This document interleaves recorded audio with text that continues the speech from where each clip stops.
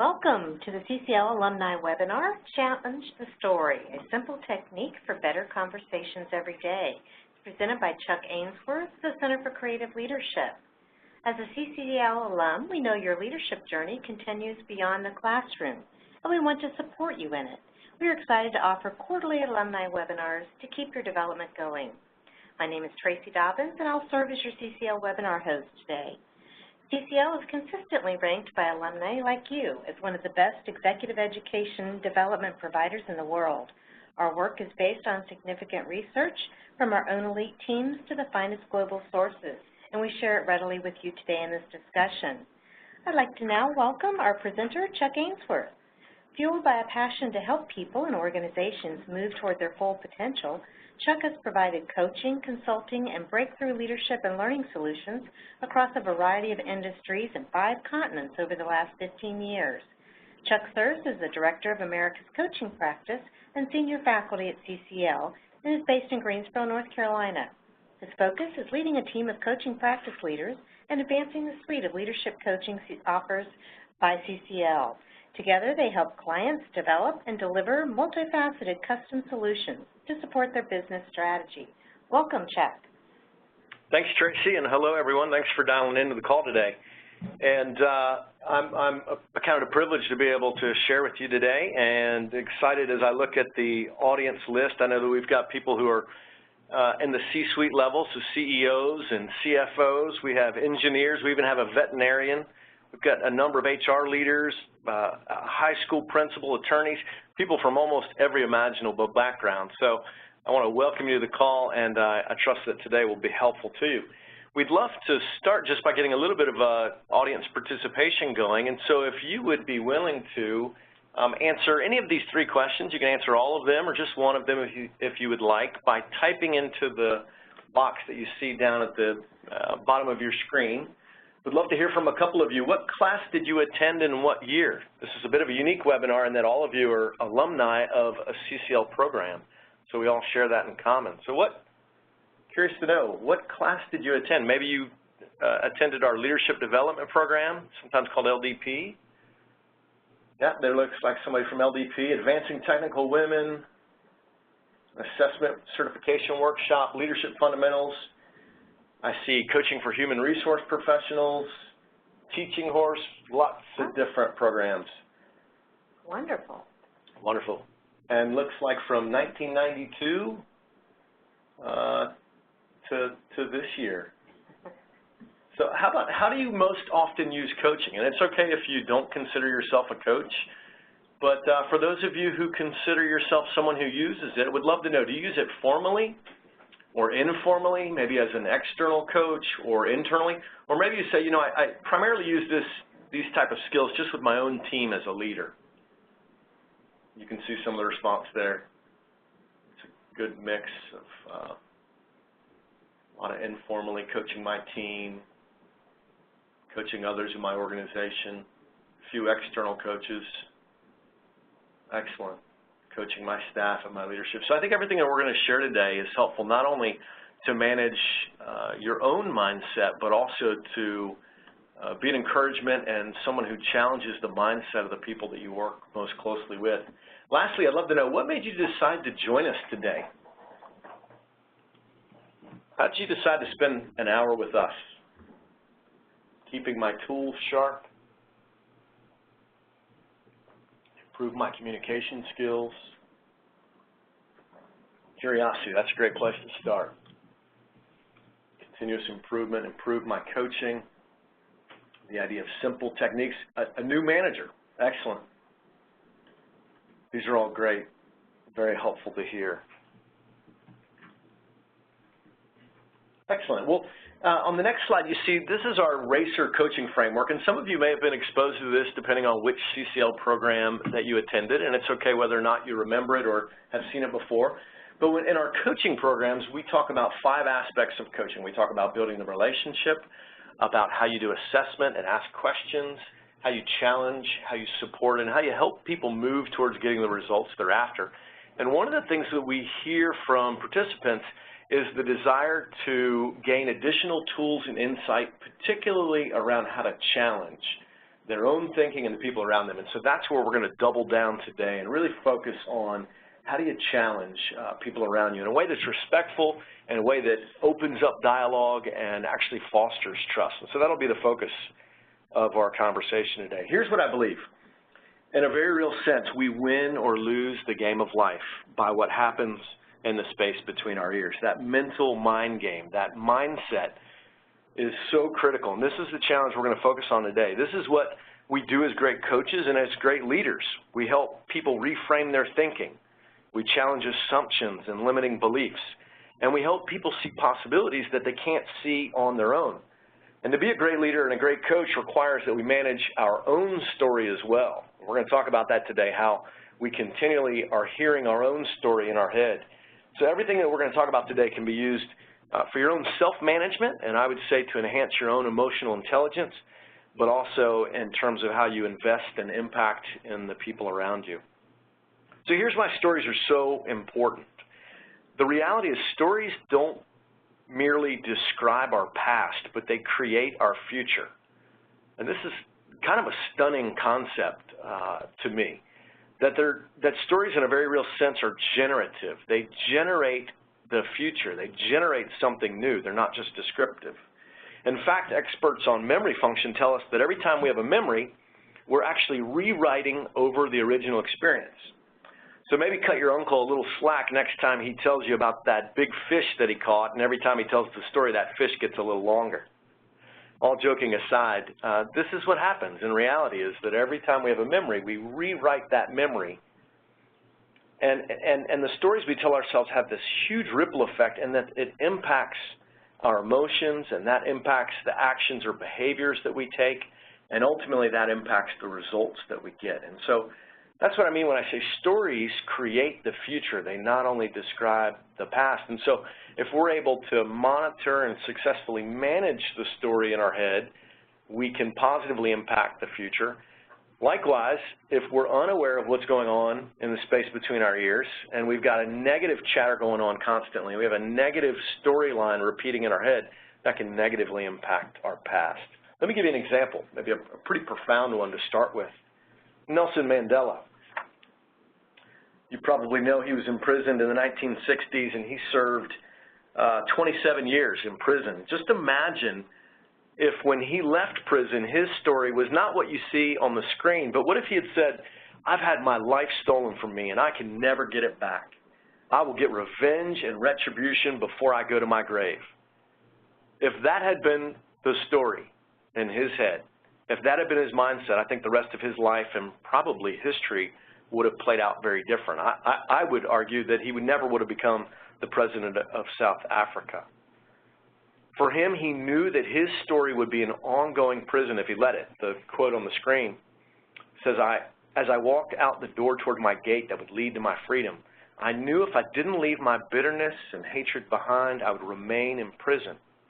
What's interesting to note in the second stanza there is that he felt bitterness and hatred. It's not that he was overly idealistic or some sort of superhero that didn't deal with the negative emotions that all of us face and feel, but he chose intentionally to leave those emotions and that perspective behind and to shift to something more empowering, and that's what we're talking about today.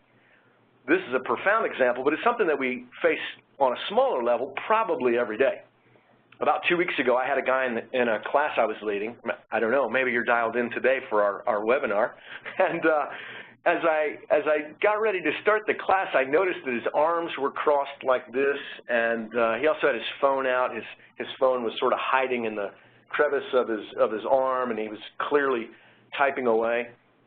And immediately the story in my mind was, oh boy, this guy doesn't want to be here. He's going to be resistant. This guy is the kind of guy who's going to come back late from breaks. It's going to mess up my timing. But I had to catch myself. You know, what's the real story when you see someone like this? And I know many of you probably lead trainings, you lead meetings. What's the real story? You may remember from one of your CCL programs the SBI model that we often teach. And SBI stands for situation, behavior, and impact.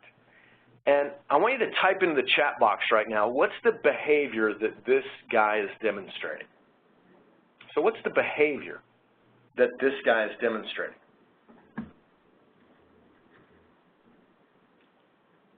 All right, so we see arms crossed, resistance, indifference, defensiveness, closed off. So here's the interesting thing. What we want to pay attention to is the behavior, not your interpretation of it. Because just like you, when I see this guy's arms crossed, which is the actual behavior, my brain translates that into a story, and I make assumptions that he's defensive or closed off or resistant. But that's just a story in my head. The only thing I know for certain is his behavior, and that is, as many of you have indicated, that his arms are crossed.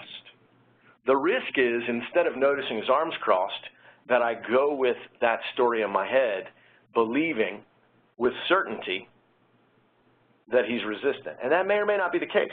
How about this lady? Imagine you're in a contentious meeting at work, and she's sitting across from you. And as you're advocating for your point of view, you notice her across the table from you. What's the story that you might create? Type into that chat box. What's the story you create about this lady who's sitting across from you? Yeah, maybe she's asking me to keep quiet. She's judging me. She's asking me to shut up. Don't rock the boat. Excellent, excellent. Or maybe she's deep in thought. You see, the interesting thing is each of our brains interpret the behavior differently. Now, what's the actual behavior? I'll let you type into the chat box. What's the actual behavior? It's simply that her finger is on her lips. That's right, Julie. So what we want to do is begin to notice the stories, how our brain continually translates what we see, the behaviors around us that people exhibit. We translate those and we make assumptions. And what we want to do is slow down and just notice the behavior. How about this last example? Imagine you get this email. What's the story in your mind when you receive this? It says, please come by my office before you leave today. We need to talk. And you either get this from HR or your boss. Sweat starts to drip down your forehead. That's right. Yikes, potentially bad news. Oh, no, I'm toast. Panic. Someone isn't happy. All of these things. Let me tell you, this happened to me just about a week ago. So last week I was actually on vacation, and before I went on vacation, I wanted to schedule one-on-ones with my team, my 8 direct reports. And so I sent them all an email, and I sent out calendar invites, and I accidentally scheduled one of my teammates for the Tuesday while I was out on vacation, and he knew I was going out on vacation.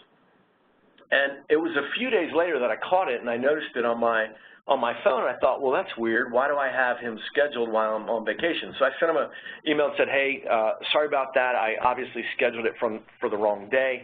I'll reschedule it when I'm back in the office. And he replied to my email, and he said, oh, I'm so glad. I was wondering what was so important that we were going to have to connect while you were still on vacation. You see, even as coaches and as leadership professionals who teach this stuff, all of us continually experience this story-making machine that is between our ears. So here's the focus of today. Here's our goals. We're going to, number one, just help you begin to notice the story-making machine, and we're going to talk about a little bit about how you do that. And then we're going to talk about how you evaluate the impact. And sometimes those stories are helpful, sometimes they're unhelpful and distracting. We'll talk about evaluating the impact. And lastly, we'll talk about how do you see more possibilities. Maybe there's a better story or a broader story, and how do you shift when needed. And again, all of this you can use for your own self-management, your own emotional intelligence and how you show up in the world, but you can also use it to challenge the people around you, because the people around you, whether it's your kids and your family, your loved ones, your coworkers, or your direct reports, they live in a world full of stories as well. So the first part of this is noticing the story-making machine. And some of you may have heard the story of 6 blind men who were interested in learning about what an elephant is like. And so the first approached the elephant, and against his broad side he felt, and he said, the elephant is very much like a wall. The second blind man, feeling the tusk, said, it's very round, it's smooth, and it's sharp. An elephant is clearly most like a spear. The third blind man approached the animal, and he happened to take the squirming trunk in his hands, and he said, it's very clear, the elephant is like a snake. The fourth blind man reached out his hand, and he felt the knee of the elephant, and he said, this wondrous beast is most like a tree. The fifth blind man, by chance, happened to touch the ear, and he said, even the blindest man can tell an elephant is like a fan. Lastly, the sixth elephant seized on the swinging tail of the elephant, and he said an elephant is like a rope. The reality of this story is that each was partly in the right and all were in the wrong. And this is very much what happens to us on a daily basis. We see some piece of data, we see a behavior, we receive an email, we see a facial expression, or we hear a comment, and we respond having maybe only seen some of the information or only understanding some of the story, and it's easy to rush to judgment or to make an assumption, an unexamined belief, and we often do this without even realizing it. And that's the danger, is that when we do this and we don't realize it. This is an all-day, automatic, and unconscious process of filtering and sense-making. And what I want to tell you is there's nothing wrong with you or me that we do this. This is part of how our brain is wired, and it's part of how we make sense out of a world that's filled with stimuli. Imagine all the stimuli coming into your five senses right now. You can feel the chair that you're sitting on or the floor you're standing on. You can hear the air conditioning. You can hear the movement of papers, perhaps. You hear my voice. You've got all these different things going on, all this stimuli or data, and your brain has to sort it out and make sense of it. And so the goal is not to stop the story-making machine. It's simply to become aware of it, and rather than rushing to judgment, to realize, you know, here's the story I have about Tracy or about Rich or about whoever it is that I work closely with. And then just pause for a moment and examine that, and to get curious about what else may be true. The great thing about this is once we understand where stories come from and that they're incomplete at best, we can get curious about what else may be true. And this is the power of self-coaching. This is the power of leadership. This is the power of being able to coach others, to help us all take pause for a moment and observe and examine other perspectives to help inform our own point of view. So let's think about you for a moment. I want you to kind of get a little bit personal here, if you don't mind. What's your story about? What's the story you have about yourself? Or maybe we broaden this a little bit, since you may not know me, you don't know each other. What are stories that people have about themselves? Type into that chat box. Stories often begin with, I can't. I can tell you a story I struggle with is that I don't have enough time. And I'll often catch myself, I'll hear that in my mind. Yep, I see worthless, tired mom of 3. I like to be the hero. I'm not good enough. I'm too busy. Yeah, that one around I don't have enough time, that's one that I struggle with. And then sometimes I'll catch myself and I'll say, really? Actually, I have just as many hours in this day as every other human being who has ever lived has had in their day. I have the same amount of time each day that world leaders and figures like Mother Teresa and Nelson Mandela and others who have created incredible movements and changed the course of history. I have the same amount of time as them. And so the story can be, I don't have enough time, or maybe the story can be, I have all the time I need and for the things that are most important. And the trick is I need to figure out what's most important. Yeah, I see other examples here. I can't get to everything on my plate. And I see a comment here, you end up spending too much time overthinking the story. I can relate to that. We also have stories about others. Maybe type into the box, what might be a story you have about others around you? Things like, she's always late. He's irresponsible. I was coaching a guy one time and he told me, he said, all my boss cares about is money. And I said, really? That's all? He doesn't care about eating or breathing or sleeping? He doesn't care about anything except for money? No, of course not. Now, certainly, maybe his boss had an overemphasis on money. At least that's the impact it had on the guy I was coaching. But that's an example of how we box people in. We limit people by just blindly taking these stories that we tell ourselves. Other stories you see here, yeah, that person's always looking at the negative. This person doesn't like me as a leader. They can't make a decision. These are stories. Now, obviously, some of these are based in reality. Some of them have at least a degree of truth. We also have stories about our organization or about what's possible. And the point really today is to simply notice the story-making machine, that it continually, all day, every day, we live surrounded by stories. The second part that we're going to talk about is how do you then evaluate the impact? Because again, that story might be helpful. It might be helping you move towards your goal. It might help you make sense of the world and the people around you, or it may be a distraction and discouraging you and making you feel disempowered. It might make you feel boxed in, like this picture, trapped or overwhelmed and restricted. Sometimes our story have that effect on us. Whatever the story is in your mind, it's impacting you, and I just want you to notice that. What story are you listening to? You know, it's often been said you are what you listen to, and all day, every day, we listen to these stories that go on in our mind. So here's some questions that you can ask yourself or you can ask others to help identify the cost of the story and determine whether or not it's working for you. I love kind of the question down there in the bottom right in blue font. I actually stole it from a famous philosopher on TV. You may have heard of him, Dr. Phil. Dr. Phil, funny enough, he's got a great question that he asks. He says, how's that working for you? And he's quite well known for asking that question. It's a great question. And that would be my question to you. That story you have about yourself or about your coworker, how's that working for you? What's the impact of that story on you? And what are you potentially missing out on as a result of your story? So these are questions you can ask yourself, or you can challenge the people around you to ask. It's interesting to think about, what do you gain or lose by sticking with that being your story? And what might you gain or lose if you let go of that story? So I want to notice the reality that we have this story-making machine that's continually ongoing chatter in between our ears all day, every day. We want to evaluate the impact and try to determine whether or not it's actually helpful in moving us towards our goal, or if it's maybe distracting and overly burdening and perhaps simply untrue. And the third thing we want to do is to see more possibilities and to shift when needed.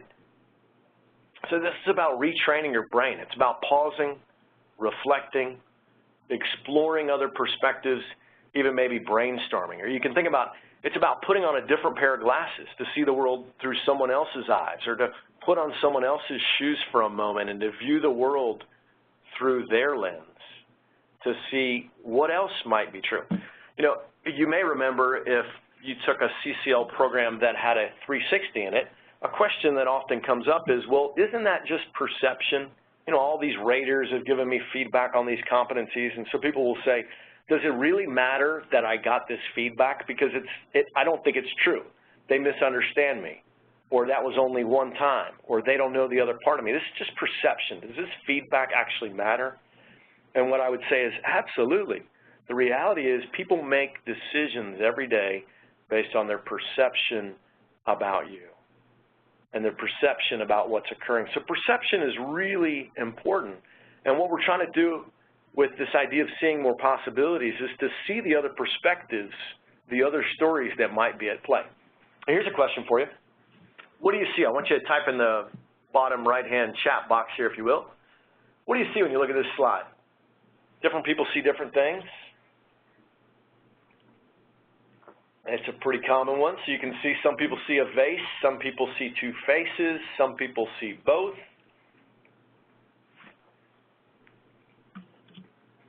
And both are true. So how do you use this in a conversation? I literally use this with my team. I used it yesterday in a conversation, a one-on-one check-in with one of my teammates. And as I was listening to her kind of give me an update on something she's trying to navigate, I said, you know, here's the story I'm hearing. Here's what's going on in my head. And then that opens up this dialogue where I can say, so tell me kind of your perspective. And it's just a helpful, non-threatening way to explore different perspectives and perceptions you have.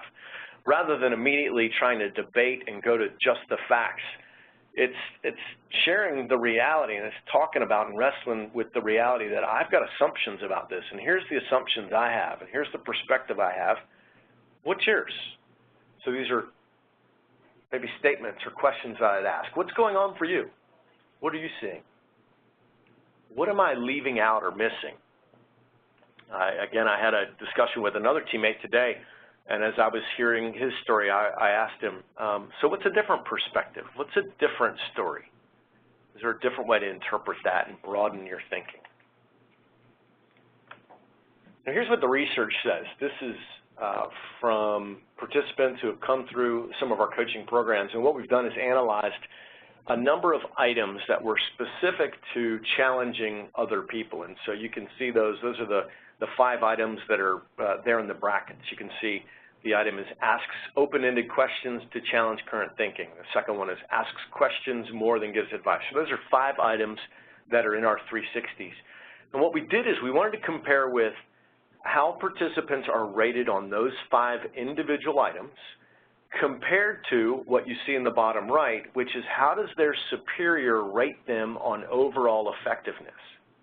And what we found, interestingly enough, was in all 5 cases where the superior rates the leader as being lower in effectiveness, they're also rated lower in all 5 of these challenge competencies.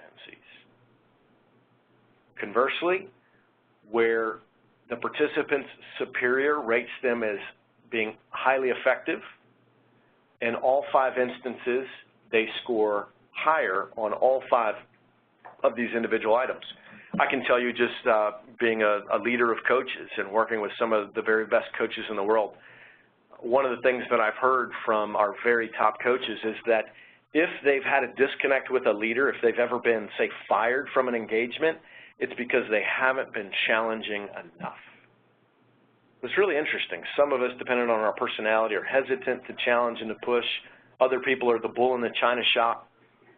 But it's really clear from our research and from our 360s that if you challenge in these ways, and note that it's appropriately challenging them, using these items you see here, you are more likely to be rated and perceived as more highly effective by your superior. So here's some questions that you can use to help uncover possibilities and to create this shift that we're talking about. These simple questions like, so what are some alternative ways of thinking about this situation? To ask yourself, what assumptions have I made and how can I determine if they're accurate? What am I missing? What am I taking for granted? And the last one is one that I find really helpful to sometimes explore, okay, what's the best possible outcome and what's the worst? I'll be honest with you, as I was preparing for this webinar, one of the stories I realized I started battling is that I don't like webinars. And Tracy's here in the room with me and probably got big eyes right now thinking, what am I doing letting this guy lead a webinar? And he doesn't even like them. I realized the story in my head was I don't like webinars. And why don't I like them? Well, because I've attended them before and I often am trying to multitask and I get distracted. And I'm thinking most of you are distracted and multitasking, and sometimes they weren't as interesting as I thought, or the topic wasn't what I thought. And so I realized as I was preparing this, I had all this kind of negative emotion. I'm like, why did I sign up for this? Why am I doing this? Well, I happened to share this with a friend of mine, a colleague, and she challenged me. She said, let me give you a different perspective. Listen to the story in your head. These are people who have been through CCL programs. They already love CCL. They're interested in being more emotionally intelligent and helping others around them control the story. This is an opportunity for you to just simply encourage them, challenge them a little bit, hopefully give them some tips. And that one short little conversation, she held up the mirror for me, and I saw, wow, as I'm trying to create a presentation about stories, I am fighting my own negative story. That's how prevalent and pervasive this stuff, at least for me. I don't know about for you. So these are important questions to ask. Sometimes I'll ask, you know, what's the best possible outcome? And so I started to think about that with this webinar. What's the best possible outcome? If this goes well and it connects with people, what could possibly come of it? And what's the worst that could possibly happen? Sometimes that's helpful as we identify the story in our head and the impact, and we try to look at additional possibilities. Now, here's why I think this is so valuable and so important. Bo Lotto, who's a neuroscientist, he says that perception underpins everything we think, do, believe, know, or love. Now, I don't know. For some of you, that might create almost an existential crisis. Perception underpins everything we think, do, believe, know, or love. This is not just coming from a philosopher. This is coming from a neuroscientist who understands and studies and has spent their life studying the brain. And here's the interesting thing. The rest of the quote says that once you understand this, there are consequences like compassion and respect, creativity, choice, and community. See, if I can slow down for a minute and realize that my brain is filled with stories and so is yours, then hopefully I can step into more of a space of curiosity and inquiry rather than always believing I have the corner on truth and always trying to advocate for my point of view. I can have compassion and curiosity and respect for your perspective. And in that sense, I think it can create and foster trust and connection and community. That's the beautiful thing about realizing the stories we have. When we're unaware of the stories we have, the risk is that we discriminate, that we put people in boxes, that we stereotype and unfairly judge those around us. So I think this is a really powerful concept. I've teed it up for you, and I want you to think about what can you do with what we're talking about here today. Here's a couple of examples, and I'd love for you, if you feel comfortable, I think it'd be encouraging to me and to others on the call if you were willing to type in the chat box whatever you're willing to share, obviously maintaining appropriate confidentiality. But is there someone that you need to go to and have a better conversation with because something has happened, something transpired, and you have a story about it? And maybe you need to go to them and say, you know, Tracy, that meeting didn't go so well that we were in last week, and here's the story in my mind. And I'm just curious, what happened from your perspective? Maybe that's you. I see somebody's typed in, I work with a manager who actively dislikes me. Yeah, so maybe you would go to that manager and say, you know, I've got a story in my head. I'm going to be vulnerable with you for a minute and tell you that the story in my head is that you don't like me. It sounds kind of risky, but maybe you'd be willing to do that. The second bullet here is another example. Maybe somebody in your life seems to be stuck in their own helpful story that you could gently challenge. And this might be in the workplace, an employee who continually is repeating the same story, you're hearing it, and I can guarantee you if you're hearing them verbally express it, it probably means that that story is being repeated internally in their head 100 times more than you're hearing it. Or maybe it's someone in your own personal life, someone in your family, maybe one of your teenagers has a story that they're continually telling themselves and you can gently challenge. If that's you, I'd love for you to type into the chat box whatever you'd feel comfortable telling us about how you're going to challenge the story about somebody else around you. And I see some questions coming up here. We're gonna move to questions in a moment. I'm going to let Tracy take some of those. Tracy, I don't know if you can capture those. I know we're moving quick, but we're gonna ask for some Q&A. So if you've typed in a question, hold on to those. We'll visit those in a moment. The last kind of suggestion here, maybe this would apply to some of you, is what personal story do you keep repeating that you need to challenge and shift?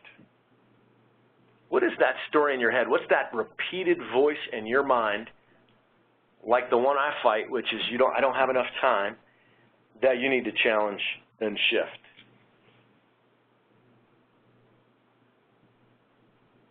If you feel comfortable, feel free to type it in the box. We're capturing some of these questions. We're going to come back to them.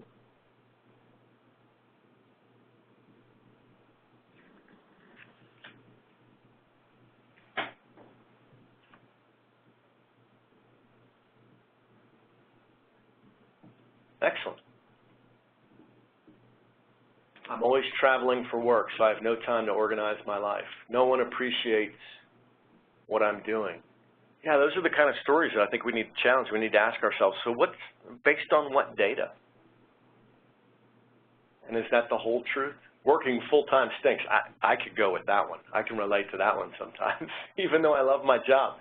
Yeah, and to think about what's the impact if this is continually repeating in our mind?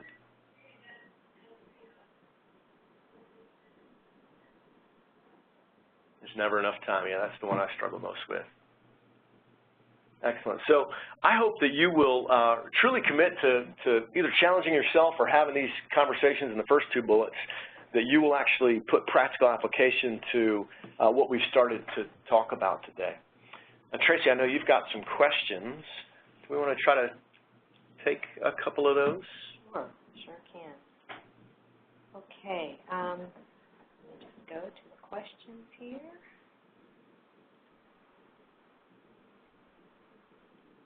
Just send your questions into the chat feature.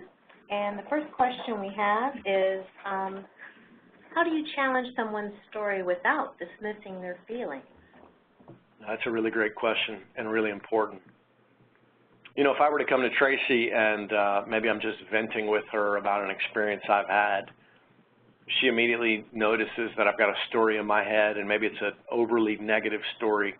There's a risk if she immediately just goes to challenge it and says, you know, I just think that's a story in your head and you need to take another perspective. So it's a great question. I think we've got to be careful as we gently challenge other people's stories to acknowledge, hey, that sounds really tough.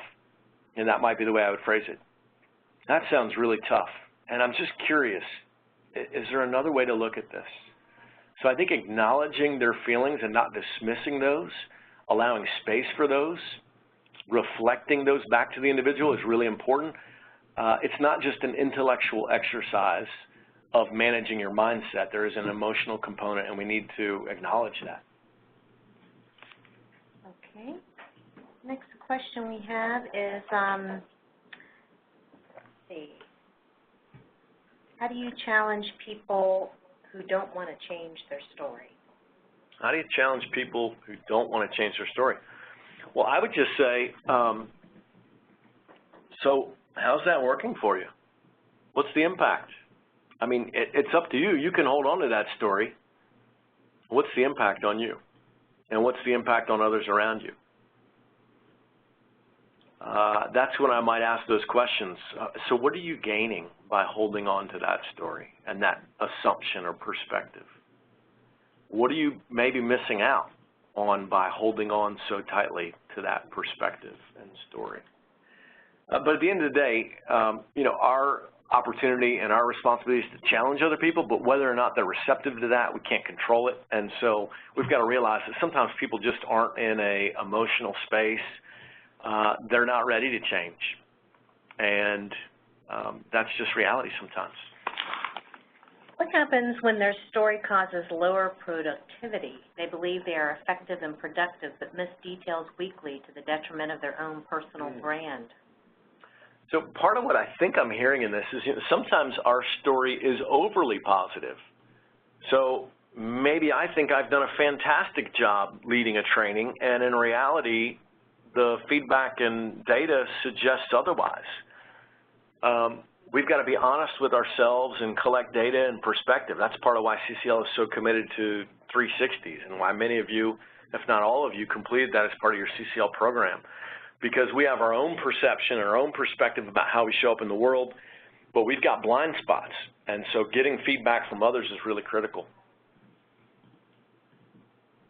Okay, and another question we have is, how do we get someone who refuses to be vulnerable to open up to create a better dynamic versus continuing to avoid the interpersonal conflict between two people? So how do we deal with someone who refuses to be vulnerable? A couple things come to mind. One is I would say you as the, I don't know if this is in a leadership capacity, but I often tell leaders need to go first in terms of vulnerability. I'm a huge proponent of vulnerability. We incorporate teaching about it in many of our programs. I love the Dr. Brené Brown quote. She says, no vulnerability, no connection. And so I think as leaders, as parents, as people of influence, as coaches, I think we need to go first. So if somebody's refusing to be vulnerable, first I would ask, how have you demonstrated that this is a safe space, a safe conversation for vulnerability? We can't drag people along. We can't force them into a vulnerable spot. I think the best we can do is model that. And by going first, hope that they follow suit. Stacy asks, what happens if your coworkers don't care about your story and won't interact with you at all? So, the first thing that comes to mind, Stacy, is I wonder if that's just a story you have. You indicate that your coworkers don't care about your story. Maybe that's true. I don't know where you work. I don't know your employer or your employees. But that could just be a story. Maybe they do care, and they haven't slowed down enough to make you feel like they care.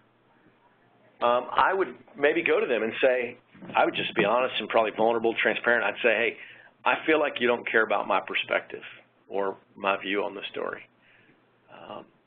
Help me understand your perspective.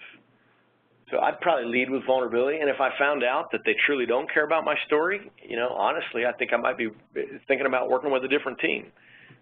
We know that psychological safety is critical for team performance. The research is really clear on that.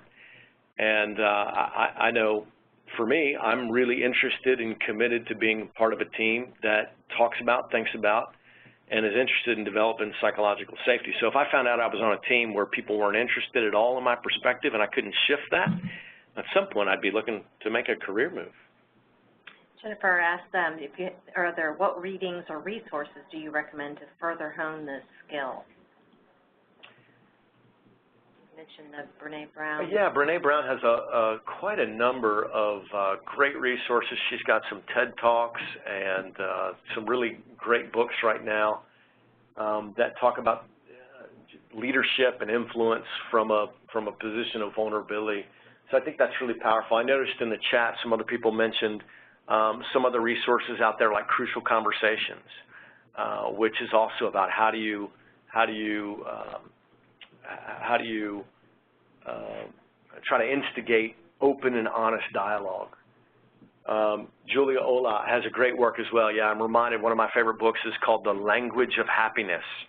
And Julia Olah, he's actually the one that turned me on to this idea that story is generative.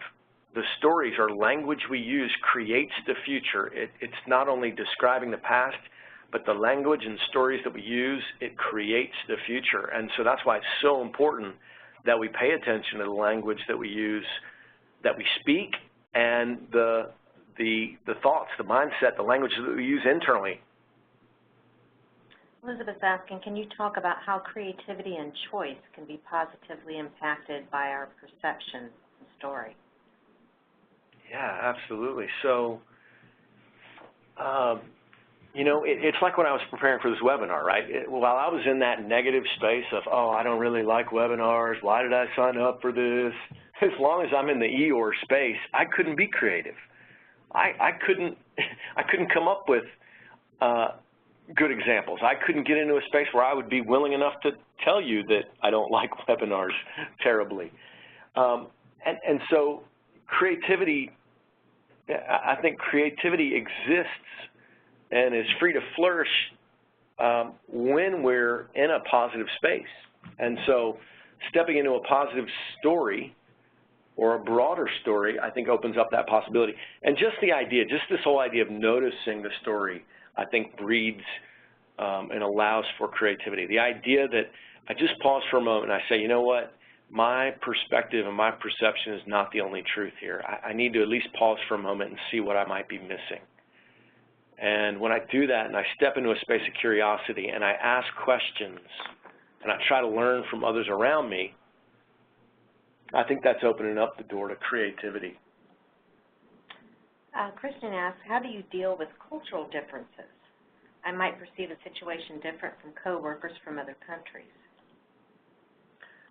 Some of the work we're doing right now with Center for Creative Leadership is around equity, diversity, and inclusion. And I think really at the heart of EDI, around diversity, understanding cross-cultural and different perspectives, is the idea that we're talking about today, that I maybe have a story about you and where you've come from and your family background and what you look like and what you sound like, and you've got a story about me.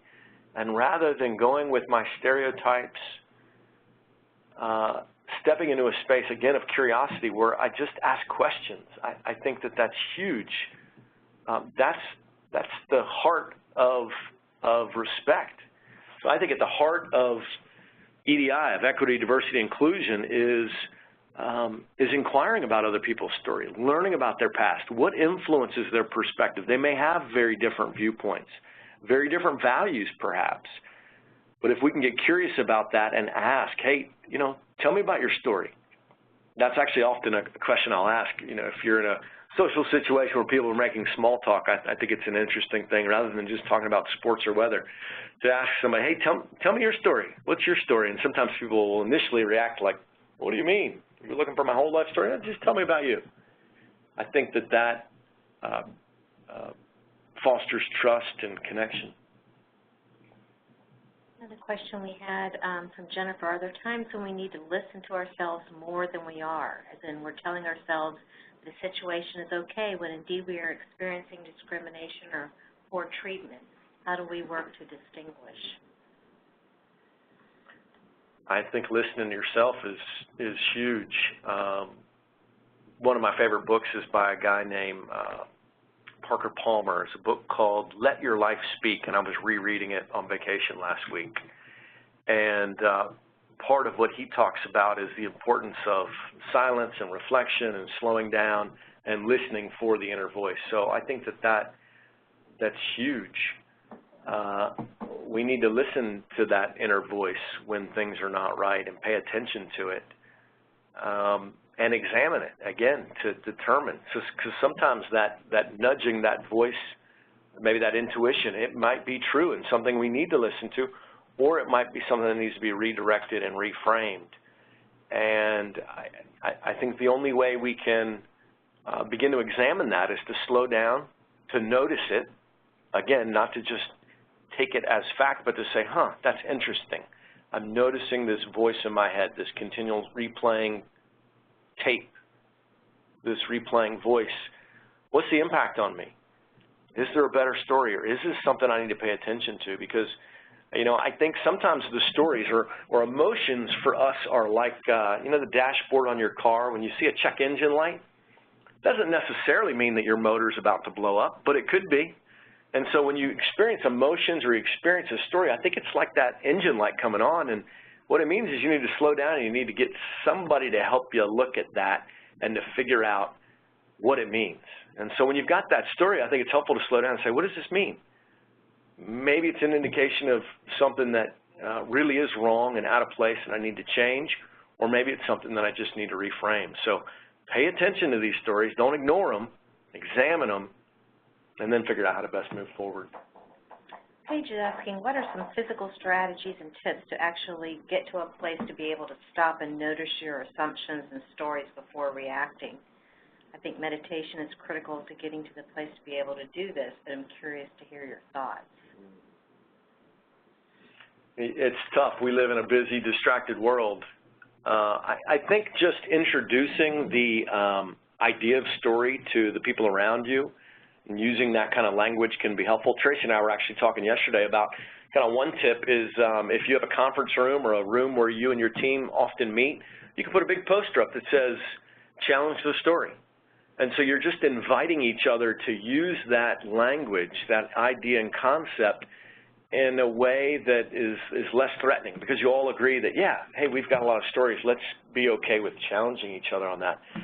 Meditation is huge. That helps you pay attention to what's going on in your physical body. I actually use a device called the Muse Brain Sensing Headband. It's an interesting biofeedback tool that you can purchase online. I don't have any connection with them, but it's a great tool to help learn how to meditate and how to pay attention to the physical sensations that you have. So how do you pay attention to when that story's happening? What I would say is pay attention to when you're in that conversation and the alarm bells start going off. So your breathing gets shallow and your chest gets tight, or you notice that your palms are sweaty, or your back stiffens, or you begin to, your brain is firing 100 times a minute and you want to respond and counterattack. All of those are signals to me that, hold on a second here, breathe, what's reality, what's going on. notice the story, and instead of being in a space of reaction, I want to slow down and maybe shift to curiosity and ask a question. If I can ask a question, usually that helps shift the energy for me, and if I'm in a conversation with somebody else, it can help shift the energy for them as well. And what are some helpful tips to help a team to regularly practice? Yes, the one I just mentioned that Tracy and I talked about is if you just create a poster and put that up in a meeting room that you have that says challenge the story.